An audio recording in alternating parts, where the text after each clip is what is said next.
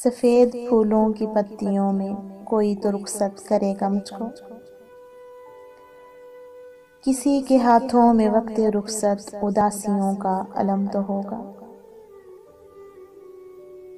कोई तो होगा कि जिसकी आंखों में जलते बुझते वो ख्वाब होंगे, कि जिनकी ताबीर मर गई थी, वो जिनकी अजमत बिखर गई थी। कोई तो होगा जो गम में डूबे उदास गजल पढ़ा करेगा। कोई तो होगा, कोई तो होगा जो मेरी नज़्मों के दुख सुनेगा।